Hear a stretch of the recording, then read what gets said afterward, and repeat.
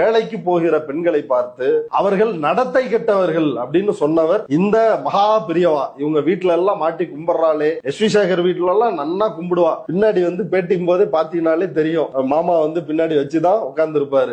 அப்படி பேசியவர் தான் இந்த மகா பெரியவா. இப்ப இன்னைக்கு நிர்மலா சீதாராமன் நாட்டோட நிதியமைச்சரா ஒரு மாபெரும் பொறுப்பில் இருக்கிறார். இப்ப இந்த கூற்றை அவர் வந்து என்ன சொல்லுவார்? இதுக்கு ஏதாவது பதில் இருக்குமா? உண்மையான பத்தினியா இருந்தா புருஷன் செத்து போனா போய் உடன்கட்டை ஏறணும், அவதான் வந்து உண்மையான பத்தினி, அவதான் உண்மையான வந்து மனைவி அப்படின்னு வந்து சொல்றாரு. பெண்கள் படிக்க கூடாது அப்படின்னு இவர் சொல்றாரு. பெண்கள் சினிமா துறைக்கு போறது, அங்க போய் வேற மாதிரி நடந்துக்கிறாங்க அப்படின்னு ஆபாசமா வந்து இவர் சொல்றாரு. அதே போல பிறப்பின் அடிப்படையில் தான் சாதி என்பது தீர்மானிக்கப்படுகிறது அப்படின்னு கீதைக்கான உண்மையான விளக்கத்தை சொன்ன மகா சில்றப்பையதான் இந்த சங்கராச்சாரி. இப்ப இந்த ஆளு போட்டோவை மாட்டி வச்சுக்கிட்டு நீங்க எல்லாம் பெரியாரை பார்த்து கேள்வி எழுப்பலாமா? பெரியார் பெண்களுக்கு சொத்தில் சம பங்கு உரிமை வேணும் அப்படின்னு போராடினார். அது வந்து பின்னாடி சட்டமானுச்சு. அம்பேத்கர் முயன்று தோற்று போனார். ஆனா அம்பேத்கர் வழியில் வந்த, பெரியாரின் வழியில் வந்த கலைஞர் வந்து அதை தமிழ்நாட்டில் வந்து செய்தார். பெண்களுக்கு சொத்தில் சம பங்கு அப்படின்றத வந்து கொண்டு வந்தாங்க. நீங்க சுதந்திரமா இருக்கணும், நீங்க படிக்கணும், நீங்க